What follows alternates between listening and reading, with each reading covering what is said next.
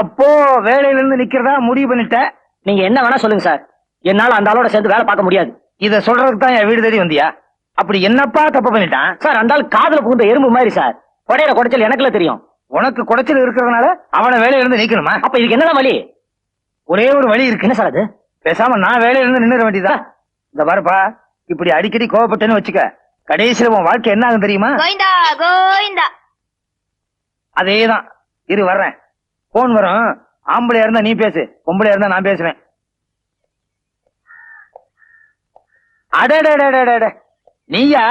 நீயும் வார வாரம் உண்டியல் குடுக்கற, நானும் வார வாரம் பணம் போடுறேன். இதெல்லாம் கோயிலுக்கா இல்ல குடும்ப செலவுக்கு ரொட்டேஷனா? ஏன் சார் அப்படி கேக்குறீங்க? உன்னை சொல்லி குத்தம் இல்லம்மா, சில கட்சிகளே உண்டியல் குலுக்கி அவங்க சாப்பிடுறாங்க, அதனால கேட்டேன். இல்லங்க, இத கோவில்ல தான் கொண்டு போய் போடுறேன். எந்த கோயில கொண்டு போய் போடுறீங்கன்னு சொல்லுங்க, அந்த கோயில நாங்களே போட்டுறோம். இடையில நீங்க எதுக்கு ரெப்ரசன்டேட்டிவா? இல்லங்க, இத நான் தான் கொண்டு போய் போடணும். இது பிரார்த்தனை. என்ன பிரார்த்தனை? என் வீட்டுக்காருக்கு மனநிலை. மனநிலை லூசு. பைத்தியக்கார ஆஸ்பத்திரியில கொண்டு போய் சேர்க்க வேண்டியதானே. உண்டியில குலுக்கி ஏமா எங்க உயிரை வாங்குறீங்க? அதுக்கு இல்லங்க, இந்த பிரார்த்தனையை நிறைவேற்றிட்டா எங்க குடும்பத்துல இருக்கிற சில பிரச்சனை எல்லாம் தீந்துடும் சொன்னாங்க. ஓஹோ, அதனாலதான். கடவுள் பிரச்சனையா? பைத்தியத்துக்கு 10 ரூபா போதும். வசந்தி, அந்த பொண்ணுடைய புருஷனுக்கு புத்தி சுவாதனம் இல்லையா? ஏதாவது பணம் இருந்தா போட்டு அனுப்பு. எத்தனை நாளா இந்த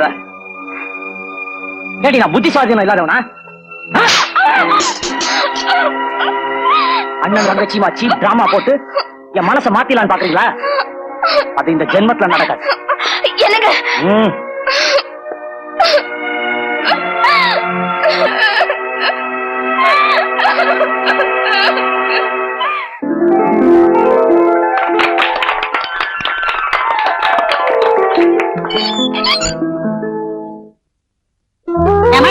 டேபிள்ல சாப்பாடு எடுத்து வச்சிருக்கேன், போட்டு சாப்பிடு. நான் கோயில்ல போய் ஒரு அர்ச்சனை பண்ணிட்டு வந்துடுறேன். வரட்டுமா? ஏமா எவ்வளவு நேரமா கேட்டுக்கிட்டு இருக்கேன், குத்துக்கல் மாதிரி நிக்கிறிய. ஒரு அர்ச்சனை தட்டு கொடுமா. கொடுக்க முடியாது. ஏன் முதல்ல கொடுக்கலையே? அப்பவே தெரிஞ்சுக்க வேணாம். எனக்கு தெரிஞ்சு சொல்றேன். செத்த நேரம் நில்லு. ஒரு கைராசியான மவராசி வருது, அதுக்கு போலி பண்ணிட்டு அப்புறம் உனக்கு தரேன். வாமா, உனக்காக தான் காத்துட்டு இருக்கேன். உன் கையால போனி பண்ணு. இப்ப வாங்கிக்க. வேண்டாம், உன் பூவை நீயே வச்சுக்க. உன் கடை இல்லன்னா என்னடி 1000 கடை. ஒரு அர்ச்சனை தட்டு எடுத்துக்கிறேமா. ஐயோ தொட்டுட்டியா? அடி பாவி. ஏன் தொட்டா என்ன? அதுக்கு முன்னாடி தொடக்கூடாது.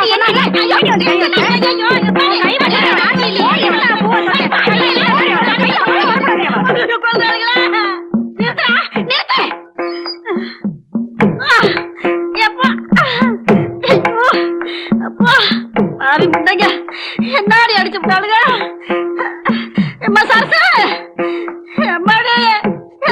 பாத்தியாப்பா? சரசு, என்னம்மா என்னாச்சு? என்ன ஒரு கையில மட்டும் அடிபட்டு இருக்குது? என்ன ஆச்சு? கொஞ்சம் சும்மா இருங்க. என்னமா ஆச்சு? நான் புறப்பட்ட வேலையே சரியில்லை போல இருக்கு. புறப்பட்ட வேலை சரியில்லையா இல்ல எதிரில வந்த ஆசாமி சரியில்லையா? ஆமா. யாரு எதிர வந்தது? யாரு வந்தது? சும்மா அப்படி பாக்காதீங்க. நான் தான் எதிர்க்க வந்தேன். உங்களுக்கே நல்லா தெரியும் நான் ரொம்ப ராசியானவன். அதனாலதான் மாதர் சங்க கட்டிடத்தை என்ன வந்து திறந்து வைக்க சொன்னாங்க. புரிஞ்சுதா? திறந்து வச்சுட்ட. இனிமேதானே தெரியும் என்ன ஆக போகுதுன்னு. காய ஒண்ணும் பலம். வாங்க வாங்க, உங்களுக்கு ஏதாவது திறக்கணுமா? சும்மா இருங்க சார். மேடம், நீங்க திறந்து வச்ச பில்டிங் கொஞ்ச நேரத்துக்கு முன்னாடி இடிஞ்சு விழுந்துருச்சுங்க. கட்டடமே இடிஞ்சு விழுந்துச்சா? ரொம்ப அதிர்ஷ்டமான கை. என் அதிர்ஷ்டத்தை பத்தி நீங்க ஒண்ணு பேச வேண்டாம். அவன் அஸ்திவார சரியா போட்டிருக்க மாட்டான். நெல்லு எங்க நேரா போயிட்டே இருக்கிற? இல்ல நம்ம கீதா கிட்ட ஒரு முக்கியமான விஷயம் சொல்லணும். நம்ம கீதா எல்லாம் கல்யாணத்துக்கு அப்புறமா உன்கிட்ட நான் ஒரு முக்கியமான விஷயம் பேசணும். சொல்லுங்க. கதற கதலை பார்த்தா கையில தாலியோட வந்துட்டு போல இருக்கு. அதுக்கான முயற்சி தான் நடந்துட்டு இருக்கு. ஆக இன்னும் காரியம் நடக்கலை. தாலி இருந்தா வீட்டுக்குள்ள வா, இல்லன்னா வெளியே போ. போலனா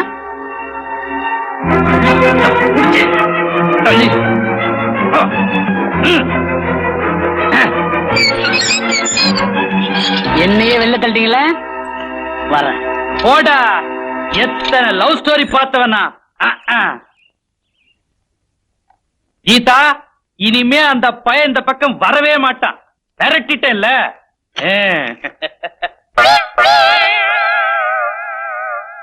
நான் எத்தனை லவ் ஸ்டோரி பாத்துருக்கேன். ஏய், அதை என்கிட்டயே நேரா சொல்லு. ஆமா, நான் தான் வெளிகேட்ட பூட்டினே, எப்படி வந்த? முன்னாடி கேட்ட பூட்டிட்டா பின்னாடி கேட்டு தன்னால பூட்டிக்குமா? இந்த பாருங்க, நான் பெட்ரூம்ல இருக்கிறேன், அதுவும் உங்க பொண்ணு பக்கத்திலே இருக்கிறேன். கதவு பூட்டி இருக்கு. இருந்தாலும் நான் எந்த தப்பும் பண்ணல. ஏன், நான் யோகியன். உன் யோகியத்தை பத்தி என்கிட்ட சொல்றியா? வெளியில தலை காட்ட முடியலடா. அவன் எப்ப கல்யாணம் என்கிட்ட கேக்குறான். அப்பா, உங்க பொண்ணோட வாழ்க்கை உங்களுக்கு எவ்வளவு முக்கியமோ அதே மாதிரி அவர் தங்கச்சியோட வாழ்க்கை அவருக்கு முக்கியம். அவனுக்கு வக்காலத்தை நீ பேசுறியா? சார், இப்ப கூட உங்க பொண்ணு கருத்துல நான் தாலி கட்டிடுவேன். அது ஒண்ணும் பெரிய விஷயமே இல்ல. உங்க பொண்ணு கல்யாணத்துக்கு அப்புறம் சந்தோஷமா இருக்கணும்னா நான் சந்தோஷமா இருக்கணும். நான் சந்தோஷமா இருக்கணும்னா எங்க குடும்பத்துல இருக்கிறவங்க சந்தோஷமா இருக்கணும். அது கொஞ்சம் நாளாகும். நீ எவ்வளவு நாள் வேணா எடுத்துக்க. என் பொண்ணுக்கு அடுத்த வாரம் கல்யாணம். நேரத்துக்கு வந்தனா நீ மாப்பிள, இல்ல அந்நேரத்துக்கு எவன் கிடைக்கிறான் அவன் தான் மாப்பிள. இது பொண்ணுக்கு அப்பா பேசுற மாதிரி இல்ல, ஏதோ வியாபாரி பேசுற மாதிரி இருக்கு. நைனா, நீ கொஞ்சம் புறப்படுறியா? இப்படி மரியாதையா சொல்லியிருந்தா நான் அப்பவே கிளம்பிருப்பேன்ல. இப்ப மாத்திரம் என்ன சொல்ற? போ. நின்று இருந்தா இப்படி வந்து திறந்து விடுங்க. ஓ, இது வேற இருக்கா?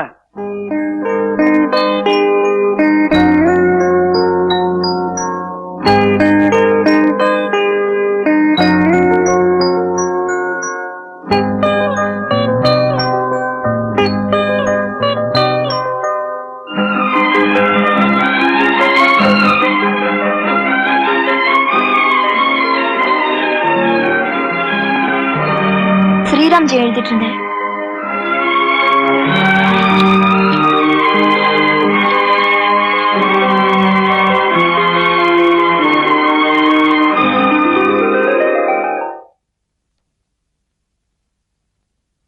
என்ன விஷயம்? அவங்கள அழைச்சு போலான்னு வந்தேன். யார? உங்க மருமகளை. எதுக்கு? எல்லாம் நல்ல விஷயம் தாமா. உங்க மருமக கையால புடவை வாங்கின ராசிதான் இத்தனை வருஷம் இல்லாம என் பொண்ணுக்கு குழந்தை பிறந்திருக்கு. உங்க மருமக கையால குழந்தைய தொட்டில போட்டா குழந்தைக்கு நல்லது. அதான் கூட்டிட்டு போலான்னு வந்தோம்.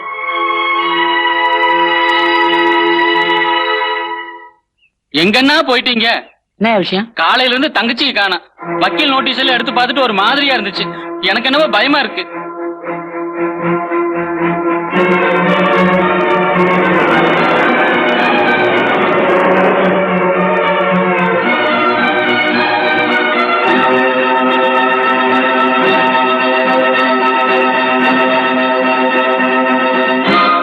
லட்சுமி,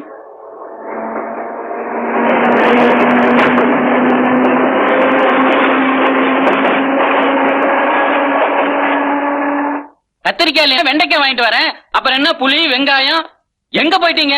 யார்கிட்ட பேசுற நீ? தங்கச்சிக்கிட்ட தான். ரொம்ப நேரம் உங்களை தேடிட்டு இருக்குது. போங்க.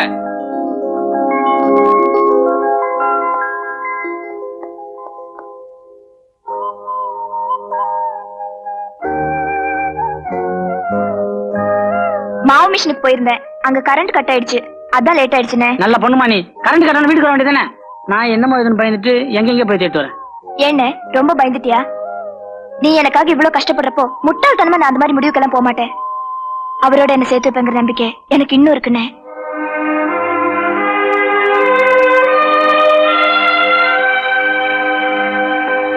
இந்த கேஸ எவ்வளவு நாள் தள்ள முடியுமோ தள்ளுங்கன்னு சொன்னீங்க. நானும் என்னால முடிஞ்சதை செஞ்சேன். இந்த விவாகரத்து வழக்குல புருஷனும் மனைவியும் 1 வருஷம் பிரிஞ்சு இருக்கணும்னு சட்டம் சொல்லுது. அந்த 1 வருஷம் முடிஞ்சாச்சு. உங்க தங்கச்சி நினைச்சா வருத்தமா இருக்கு. நாளைக்கு தீர்ப்பு.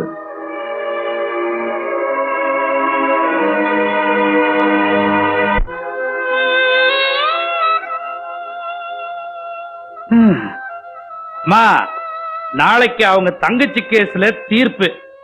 வக்கீல் சொன்னாரு, தீர்ப்பு அவங்களுக்கு சாதகமா அமைய போறதில்ல, பாதகமா தான் அமைய போகுதுன்னு. இதுக்கு மேலையும் அவன் வந்து உன்னை கல்யாணம் பண்ணிக்குவான்னு நினைக்கிறியா? என்னமோ எல்லாம் உன் இஷ்டம். இன்னைக்கு நான் சாப்பிடுற மாதிரி இல்ல, சோத்துல தண்ணிய ஊத்தி வை. அதுவும் என் பொண்ணு மாதிரியே காத்துக்கிட்டு இருக்கட்டும்.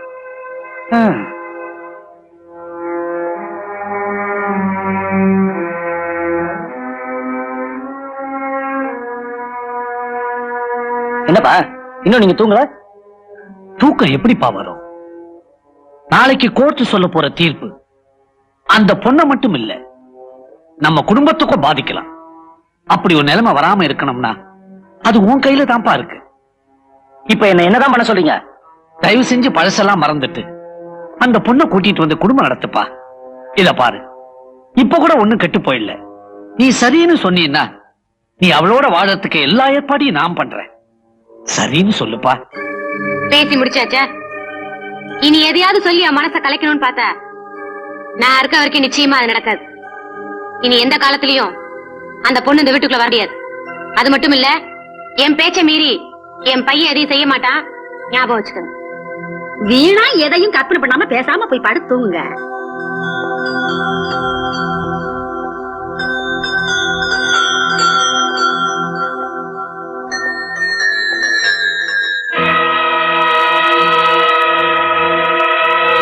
லட்சுமி, அண்ணே, என்னாச்சுண்ணே? அண்ணே, நீ தைரியமா இருமா. நாளைக்கு என்னதான் நடக்குதுன்னு பாத்துருவோம்.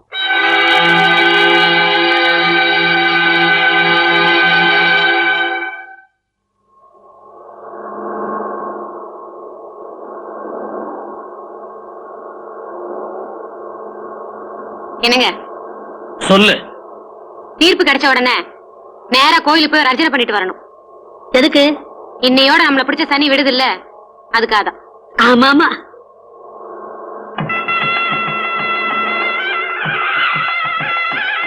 என்னப்பா இங்க கொண்டு வந்து நிப்பாட்டீங்க? ஒரு முக்கியமான ஃபங்க்ஷன், எனக்கு ரொம்ப வேண்டப்பட்டவர். ஒரு 5 நிமிஷம் தலையை காட்டிட்டு போயிடுவோமே. ஓம் த்ருவந்தே ராஜாவர்ணோ த்ருவம் தேஜோ பிரகஸ்பதிகி த்ருவந்த இந்திரஸ்தான் கிரணயாத்ரயாம் த்ருவம். தம்பி, நான் எதுக்கு முன்னால இங்கேயே உட்கார்ந்துக்கிறேன்? எங்கேயாவது உட்கார்ந்து தோல. சூரிய கோடி சமப்பிரபா வாமாயஸ்கராய மகாகணபதஞ்சமே நமः. ஓம் விநாயகாய நமः, விக்னராஜாய நமः, துர்பகணாய நமः, கணதீஷாய நமः. ஓம் மகாகணபதியே நமः. ஓம் சர்வாய நமः. ஓம் ஸ்வரூபாய நமः. ஓம் விக்னப்பிரதாய நமः. சீக்கிரம் போலாம்ப்பா. இன்னும் நடக்க வேண்டியது நடக்கலையே, நடந்தப்புறம் நடைய கட்டும். ஓம் பிரதாப்ரயாய நமः. பொண்ணை கூப்பிடுங்க. ஓம் த்ருவந்தே ராஜாவர்ணோ த்ருவம் தேஜோ பிரகஸ்பதிகி.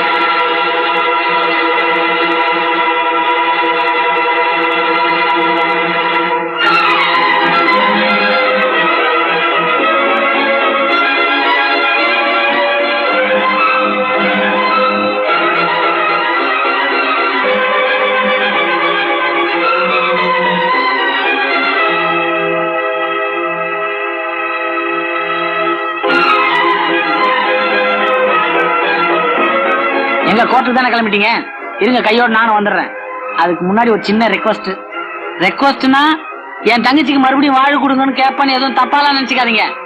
இங்க ஒரு விவகாரம் இருக்கு, அது முடிஞ்சோன்னு கிளம்பிடுவோம். தாலி கட்டும்போது என்ன வாசிப்பீங்க? கெட்டி மேடம். அவங்க 2 பேரும் பிரிய போறாங்க, அதுக்கு என்ன வாசிக்கணும் வாசிங்க. அந்த மாதிரி வாசிப்பே இல்லீங்களே. சேரும்போது ஒண்ணு இருந்தா பிரியும் போது ஒண்ணு இருக்காதா? பார்த்து வாசிங்கப்பா. சாமி, தாலி கட்டும்போது ஒரு மந்திரம் சொல்லுவாங்க, என்ன அது? மாங்கல்யம் தந்துநானே. அதுக்கு என்ன அர்த்தம்? மஞ்சள் குங்குமத்தோடு 1000 காலம் நீடோடி வாழணும்னு அர்த்தம். இப்ப இவங்க 2 பேரும் விவாகரத்து பண்ணி போறாங்க, அதுக்கு ஒரு மந்திரம் சொல்லுங்க. அபச்சாரம் அபச்சாரம், அந்த மாதிரி ஒரு மந்திரமே இல்லையே. தாலி கட்டும் போது ஒரு மந்திரம் இருந்தா விவாகரத்து பண்ணும் போது ஒரு மந்திரம் இருக்கும். நல்லா வேகத்துல தேடி பாருங்க. அட, உங்களெல்லாம் மறந்துட்டேனே. எல்லோருக்கும் வணக்கங்க. என் பேச்ச மதிச்சு இத்தனை பேர் நீங்க எல்லாம் வந்ததுக்கு உங்களுக்கு எல்லாம் ரொம்ப நன்றி. எப்படி என் தங்கச்சி கல்யாணத்துக்கு வந்து அவங்கள மனசார வாழ்த்துட்டு போனீங்களோ அதே மாதிரி இன்னைக்கு ஒரு தடவை வாழ்த்துருங்க. ஏன்னா அவங்க 2 பேரும் இன்னைக்கு பிரிய போறாங்க. அது எப்படி தம்பி? ஆசீர்வாதம் பண்றது 2 பேரும் சேர்ந்து வாழறதுக்கு தான், பிரியறதுக்கு இல்ல. அதெல்லாம் முடியாது. முடியாதுங்கிறது உங்களுக்கும் தெரியும், எனக்கும் தெரியும். ஆனா நீங்களும் ஆசீர்வாதம் பண்ணிட்டு தான் போறீங்க. அடுத்து யாரு? மாப்பிள சாரி மிஸ் வசந்தகுமார், நீங்க சட்டப்படி விவாகரத்து கேட்டு இப்ப கோர்ட்டுக்கு போயிட்டு இருக்கீங்க. ஆனா உங்க கல்யாணம் இதே சத்திரத்தில் தான் நடந்தது. உங்களுக்கு ஜட்ஜி மந்திரம் சொல்ல, வக்கீல் நாகஸ்வரம் ஊதல, எல்லாம் செஞ்சது இவங்க தான். சம்பிரதாய பிரகாரம் நடந்த உங்க கல்யாணம் சம்பிரதாய பிரகாரம் பிரியறதுதான் நியாயம்னு நான் நினைக்கிறேன். அதனால என் தங்கச்சி கழுத்துல நீங்க கட்டின தாலிய நீங்களே போய் அவுத்துருங்க.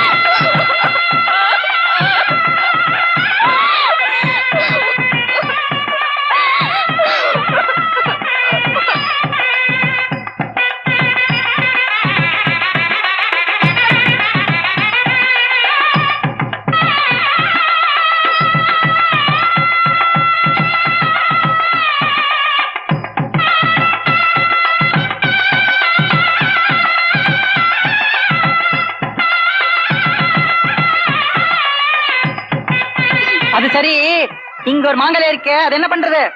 நான் எதையுமே தேவையில்லாம வாங்கி வைக்கிறது இல்ல, அதுக்கு ஆல்ரெடி பார்ட்டி. ஐயோ சீக்கிரமா வாமா, வேற எவ்வளவு கழுத்துல தாலி கட்ட போறோம். Congratulations congratulations. மாப்பிள்ள மாங்கல்யம் கட்டி மேளம். மாங்கல்யம் தந்துனானேனா மம ஜீவன ஹேதுனாம் கண்டே பத்ராமி யுவே சஞ்சீவன சரதாம் சதாம். பொட்டு வைங்கோ.